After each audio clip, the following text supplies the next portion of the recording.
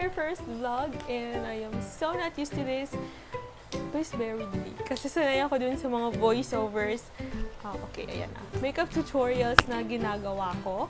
And this is my very first time na ganito hindi voiceover. But then again, I am Cookie. So, nakuha ko kasi tong washing machine beauty blender kanina and I thought it would be nice to make a vlog about it. Ito yung mga nakikita ko lang sa mga YouTubers na washing machine na ginagamit nila panghugas ng mga sponges nila. So I thought it would be nice to try it and let you guys know if it's worth it. So I have seen YouTubers nga na gumamit na ng ganito. So I thought I'd check Lazada and surprisingly, merong mga bumibenta ng ganito. Kaya lang galing pa siyang China. And I waited for this for like 2 weeks. Pero okay lang siya. Na-try ko na siya kanina and I really enjoyed it. So yung mga ibang bumibenta, merong I think 224 pesos or 219. Pero ito ata siya, nasa 300 plus. I will put the link down below kung saan ko siya nakuha so you guys can check it out too if you're interested. So ayun na nga. I-unbox ko na siya. Actually, na-unbox ko na siya kanina. Yung ibang 224 pesos na ganito, washing machine lang siya. Pero ito kasi, may mga kasama siya.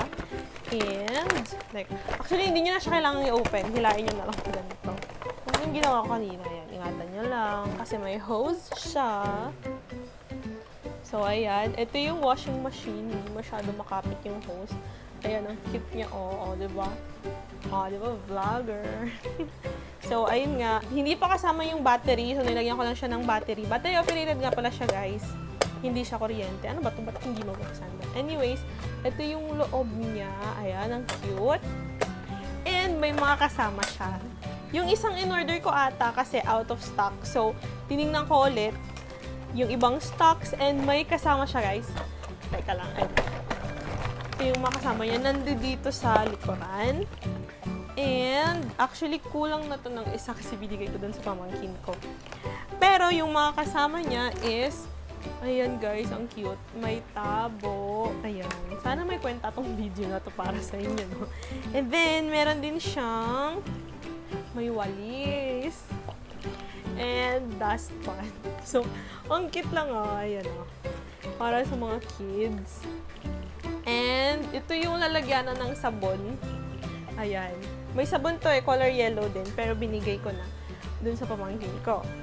And then, merong itong lalagyanan na to na cleanser.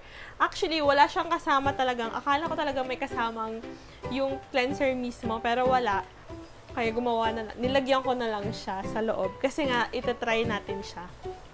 Or, itatry ko siya with you guys. Kasi natry ko na siya kanina. And, na-enjoy ko naman. And, talagang nakalinis naman din talaga siya ng sponge. So, kayo na lang mag-judge. So, ang isa pang nakakatuwa kasi may iba't iba pa siyang, hindi lang siya yung washing machine. Marami pang pwedeng toys na pwedeng bilhin. Kagaya nitong coffee maker, bread machine, kettle, ano pa ba? Ano ba to? Coal scuttle?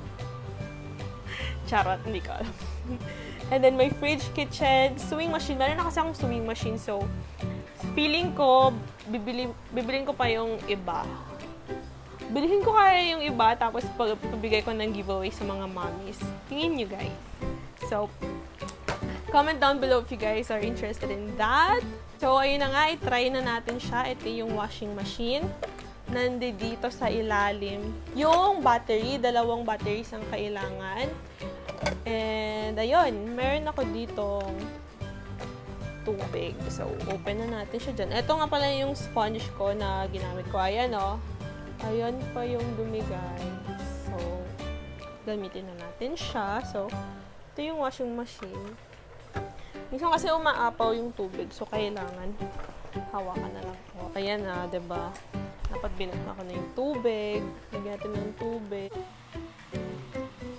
Ayan. Ayan lang yung tubig. Teka nga. Nakikita nyo ba? Ay! Ayan na yung tubig, guys. Baka matapon. And then, lalagay ko na yung ginawa ni liquid detergent. Ayan, lalagyan na natin siya. Ubusin ko na lang. Ayan. Inubos ko na ha. And then, lagay na natin yung beauty sponge ko. Paano ko ba ilalagay? Ganda na lang siguro. Ayan. I feel like this video is such a whole mess, but... So, i-on ko na siya, guys. Ayan, umikot na. Ayan, umiikot na siya, guys. Ewan ko kung nakikita ninyo. Ayaw yung umikot. Siguro, I will insert na lang a video para makita nyo kung ano ba siya sa loob. So, ayan yung ikot niya sa loob, guys. Hinahawakan ko tong hose niya sa gilid. Kasi nga, baka matapon yung tubig. Pero, ayan. Hindi ko alam kung bakit mahina yung ikot niya. Doon sa ibang YouTubers na nakita kong gumamit, mabilis naman. Siguro, I think, doon sa battery na ginamit ko. Pero, ayan. Okay naman na siya. Ang cute-cute, diba? So, ayun nga guys, mga 5 minutes na siyang paikot-ikot dyan. Ayan. Ikot pa rin siya. Mahina talaga yung ikot niya eh. Sana medyo lumakas-lakas naman ng onte. Pero, ayun nga. So, sabi ko, 5 minutes ko lang siya ipapaspin dito sa loob and then i-drain ko na siya. Dito ko na lang din siguro i-drain yung water. Ayan, may brand pa, diba? Yung water para makita ninyo kung ano yung itsura niya pag nag-drain na. So, ayan, ihihinto ko na siya, guys. And then, i-drain na natin siya. Ayan, diba? O, ayan. Kita nyo naman, dire-diretso yung pag-drain niya. Ayan. Ayan ba? Mabilis siyang mag-drain, guys, I'm fair. Ay! May patalsik. So, eto na siya, guys. Ayan. Squeeze ko lang siya ng konti. Ayan. So, ito yung part na madumi kanina. Ayan. So, babanlawan ko lang siya and then babalikan ko kayo para ipakita ang final result. So, ito na yung result, guys. Ito na yung sponge. Binanlawan ko lang siya and medyo nagkapunit-punit lang siya kasi nga alam niyo naman yung sponges, so medyo madali silang mapunit. But anyways, aside from in-squeeze ko lang siya at binanlawan ng tubig, wala na akong ibang ginawa. Actually, hindi ko siya kinuskus eh. Talagang in-squeeze ko lang para maubos yung tubig. And natanggal naman talaga yung foundation na nandito sa sponge. So, ayun, binanawa ko na rin to. Ang galing lang din ito. Usually kasi, kapag naglalaba ko ng sponge, kinukuskus ko na siya, tapos hindi pa natatanggal yung foundations and yung residue ng makeup. So, ewan ko, siguro magaling din talaga tong washing machine and I think it's worth it naman ng price. Ang presyo nito is more than 300 pesos plus yung shipping pa. So, nasa 495 yung nabayaran ko. And okay naman siya. Na-enjoy ko siya at yung mga kasama yung ibang laruan. So, itong iba ata, ibibigay ko na lang sa mga pamangkin ko.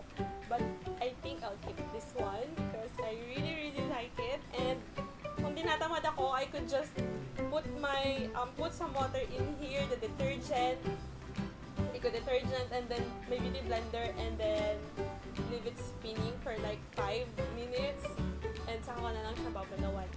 So I guess this is where my vlog ends, or review. If you guys enjoyed it, please let me know in the comments down below.